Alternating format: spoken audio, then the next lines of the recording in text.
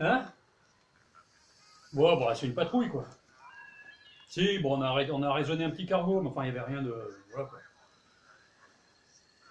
Ah, mais tu m'as installé une liaison, hein. C'est cool. Ouais, super, merci. Attends, je suis connecté, là. Tu peux pas me le dire, ça. Bonjour à tous, désolé. Non, mais sérieux, les gars. Alors oui, bah, j'avais pas prévu de faire ça comme ça. Je voulais vous faire une petite vidéo sur le Starship là, mais moi je viens de me poser là, mais puis après j'y retourne. Alors j'ai pris quelques notes, hein, mais c'est pas dans des conditions. Vous voyez, on vient de nous affecter sur une planète. C'est comment le nom de la planète là? Ouais, on laisse tomber. De toute façon, je retiendrai pas. Donc le Starship. Non, tu me rentres pas au hangar là. Tu me fais le plein, je redécolle moi après.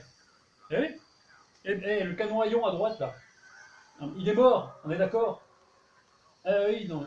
T'as bricolé la bobine. Elle charge pas la bobine. Il tire une fois sur deux le machin. Non, soit tu me le déconnectes, soit tu me le vires. Tu me laisses pas ce machin. Bref, pardon, désolé. Non, mais c'est un bon mécano, mais enfin, des fois, il faut un peu le. Donc, le Starship. Qu'est-ce que c'est que le Starship? Bon, bah, ça vaut pas un. Voilà, vous faites ce que vous pouvez, hein, c'est rien. Donc, à quoi ça sert déjà? Qu'est-ce que c'est Starship? Starship, c'est le nouveau vaisseau de SpaceX qui est en cours de développement. Pour l'instant, on en est au pré-prototype. Parce que on est loin de la version finale. Hein. Tout ce qu'on a pour l'instant, ce sont des engins de test. C'est même pas du tout un prototype en fait. Hein. Donc, à quoi ça sert et quand est-ce que ça a commencé? À quoi ça servira? Ça servira à explorer le système solaire. Le but de Musk affiché, c'est d'aller sur Mars. Et ensuite, par la suite, d'aller coloniser les lunes du système. Parce que autour de Saturne, Jupiter, tout ça, des lunes, il y en a un paquet, un bon paquet. Mais pour l'instant, son objectif, c'est Mars. Et pour aller sur Mars, bah, il faut un vaisseau. Et donc au départ, il avait inventé, donc, en 2005 par là, je crois qu'il a émis l'idée de l'ITS. Alors qu'est-ce que c'est l'ITS? C'était Interplanetary Transport System, système de transport interplanétaire. Ça ne rendait pas du rêve, hein, le nom. Et c'était un engin assez mouse, avec un premier étage, un deuxième étage. Et donc il a revu ensuite le concept, c'est ce qui est devenu pendant plusieurs années le BFR. Et alors BFR, contrairement à ce que les bien-pensants veulent vous faire croire, ça ne voulait pas dire Big Falcon Rocket, grosse fusée Falcon, mais bel et bien Big Fucking Rocket, putain de grosse fusée, excusez-moi pour le langage, il y a des enfants.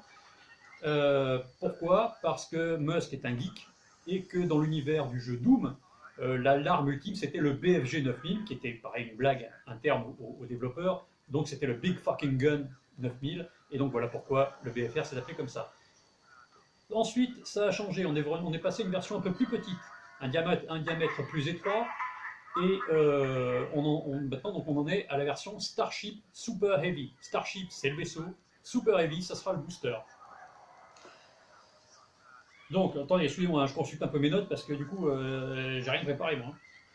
Alors, à quoi ça va servir? Déjà, non seulement ça va servir à explorer le système, mais en plus ça va remplacer à terme tous les lanceurs SpaceX et toutes les capsules. Il n'y aura plus de Falcon Heavy, de Dragon, de Crew Dragon, tout ça, ça disparaîtra.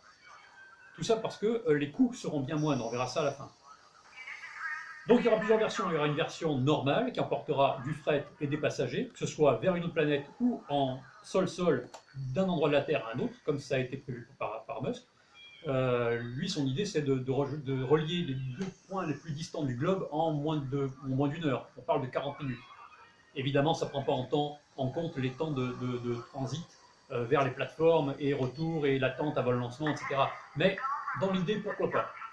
Surtout que ça ne va vraiment pas polluer puisque ça sera du méthane, si je ne m'abuse. Je reviendrai sur le fonctionnement des moteurs dans une vidéo. Je voudrais faire un truc détaillé sur les moteurs. Bon, bref. Donc il y aura plusieurs versions. Donc cette version-là de base, une version ravitailleur en vol, on verra pourquoi, enfin ravitailleur orbital pour le coup.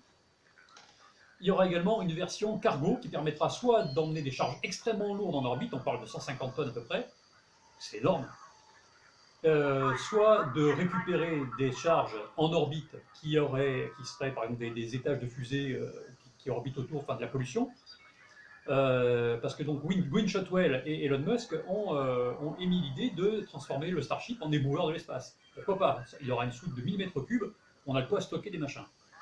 Ou également de faire donc comme faisait la navette, c'est-à-dire rejoindre un satellite et de le remonter sur une orbite particulière ou de le réparer. Tout est possible. Pour l'instant, on en est au pré-prototype. Mais dans le, sur le concept, sur le principe, tout peut être possible avec cet engin. Et donc il y a une version également qui a été développée spécialement pour la NASA. Donc il faut savoir que la NASA a un programme qui s'appelle le programme Artemis, qui envisage de reconquérir la Lune. On verra avec le changement d'administration. C'est peut-être pas dans les priorités de Biden, on verra bien. Pour l'instant, c'est toujours prévu. Donc avec le système SLS, donc qui est la grosse fusée gouffre à pognon, parce que je suis désolé, mais un engin qui coûtera à peu près $1 milliard par lancement de nos jours et qui sera complètement détruit, en tout cas en grande partie, c'est peut-être pas la meilleure idée, en bref. Mais donc ils envisagent de construire une station spatiale en orbite autour de la Lune, donc la station, le Gateway Station, et donc le Starship commandé à SpaceX, le Starship spécial, fera la navette entre les bases lunaires au sol et cette station Gateway. Alors, à quoi ça ressemble le Starship? Du coup, j'ai pas d'écran.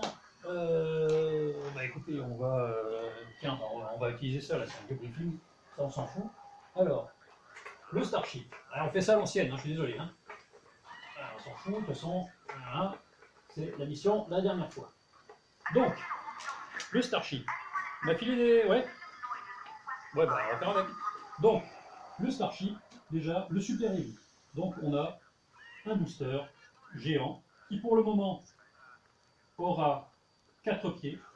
Ici, des grilles de contrôle, comme tous les Falcons.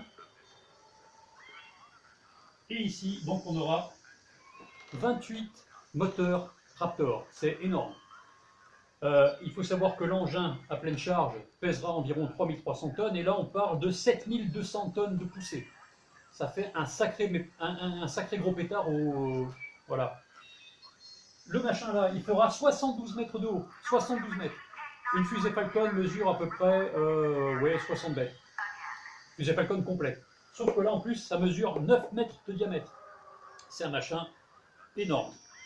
Alors, au départ, il avait 6 ailerons avec des pieds d'atterrissage à l'intérieur. Récemment, on est repassé à 4 parce que au niveau stabilité aérodynamique, ça permettra, quand l'engin sera supersonique, de mieux réguler le flux autour de l'engin. Donc on est revenu à 4, et à terme, Musk voudrait les supprimer complètement, puisque avec l'augmentation de la précision, on pourra faire se poser le Super Heavy sur son pâtir directement pour être ravitaillé et repartir au plus vite. Mais pour l'instant, donc, il a ces deux... non, ça je le rapporte. Il a donc, pour l'instant, il aura ces 4 patins d'atterrissage. Ça a le temps d'évoluer, hein, évidemment. Le deuxième étage, lui, par contre. Donc, le deuxième étage, lui, ça viendra se placer ici. Et donc, alors, désolé, c'est moche, hein. Voilà comment ça se présente. Donc ça sera le Starship. Le Starship, c'est un vaisseau qui mesure 50 mètres de haut. Pareil, sur 9 mètres de diamètre, évidemment. Lui sera équipé de 6 moteurs Raptor, de 2 types différents. 3 moteurs Raptor atmosphériques et 3 moteurs Raptor prévus pour fonctionner dans le vide. Et oui, parce qu'une fois dans le vide, c'est lui qui devra se débrouiller tout seul. Donc cet engin-là, il aura à peu près 1300 tonnes de poussée, et il reviendra se poser, tout comme le booster, à la verticale, comme n'importe quel engin SpaceX, j'ai envie de dire, normalement. Et donc il aura 1000 mètres cubes de soute pressurisée, donc pour du fret, des passagers. Donc, comment ça va se passer pour envoyer un Starship en orbite? On va prendre le cas d'un décollage vers Mars typique. Le Starship complet, Starship Super Heavy, va décoller. Il va décoller, il va donc arriver en dehors de l'atmosphère. Le booster, lui, va rentrer à la maison, comme ça se passe pour un Falcon. Et le deuxième étage, le vaisseau en lui-même, lui, va allumer ses 3 moteurs Raptor prévus pour le vide spatial et va monter en LEO, donc c'est-à-dire Low Earth Orbit, donc orbite basse terrestre, à environ 400 km d'altitude. À voir, parce qu'il faudra voir par rapport aux orbites d'autres engins évoluant à la même altitude. L'orbite basse, elle est vaste, on peut le mettre où on veut pour l'instant. Imaginons 400 km d'altitude, notre Starship bourré de passagers et de fret pour Mars, il a décollé. Par contre, il n'a pas été chargé ras la tronche en carburant. Parce que non, il faut qu'il soit léger pour pouvoir aller en orbite. Donc, tant qu'à faire, on le charge pas de carburant. Ça sera le travail donc du fameux Starship ravitailleur en vol. Donc, le Super Heavy qui vient de se poser, on va lui coller un Starship ravitailleur dessus. On va le remplir de carburant. on va envoyer cet engin d'orbite, et le deuxième Starship va venir à la rencontre sur une orbite de rendez-vous avec le Starship passager. Une fois arrivés sur la même orbite, ils vont se coller normalement cul à cul, si on peut passer l'expression.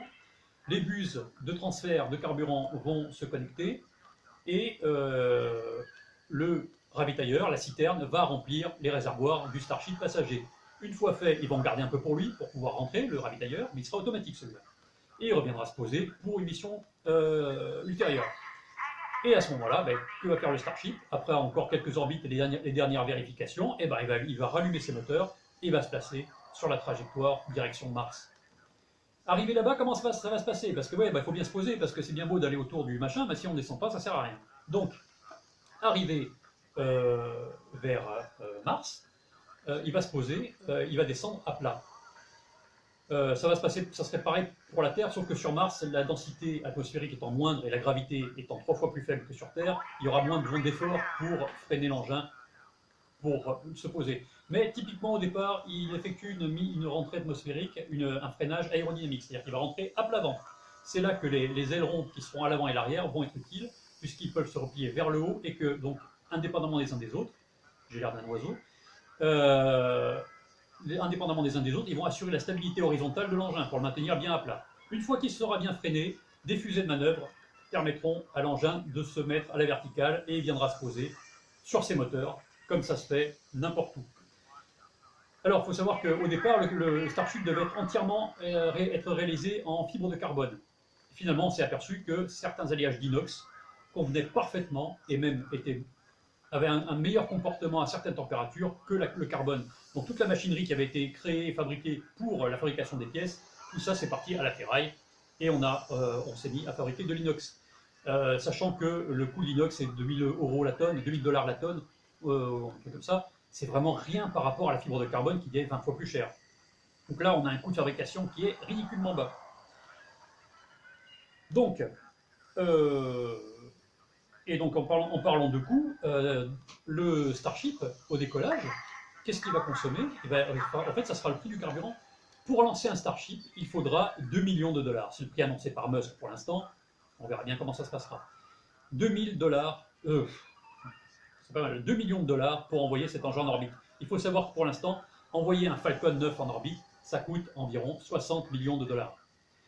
Pour vous donner une idée, Ariane c'est 250 environ, la navette spatiale c'était 400 millions, Saturn V c'était à peu près 1 milliard, et la NASA refait la même erreur avec le futur SLS qui coûtera environ 1 milliard, on parle de 800 millions de dollars cramés dans l'atmosphère puisque quasiment rien ne sera récupéré sur le SLS.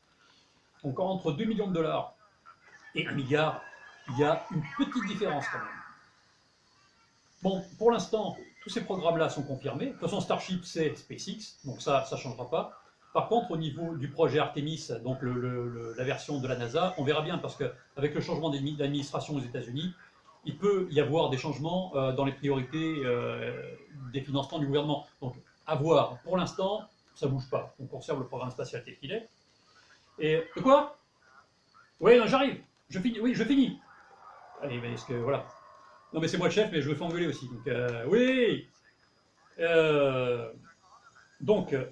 J'espère que ce petit truc-là, j'aurais aimé vous en dire plus. La prochaine fois, on reviendra sur l'aménagement intérieur du Starship, parce que pour l'instant, rien n'est sûr. On parle d'une colonne centrale en espace commun, de cabines qui pourront contenir 2 à 4 personnes.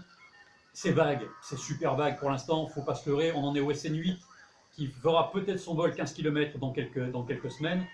Et Musk a prévu un vol orbital pas avant le SN15 environ. Pour l'instant, on en est à la fabrication du SN11, jusqu'au SN11, je veux dire, et le Super Heavy numéro 1 a commencé à être assemblé, donc ça s'annonce pas mal.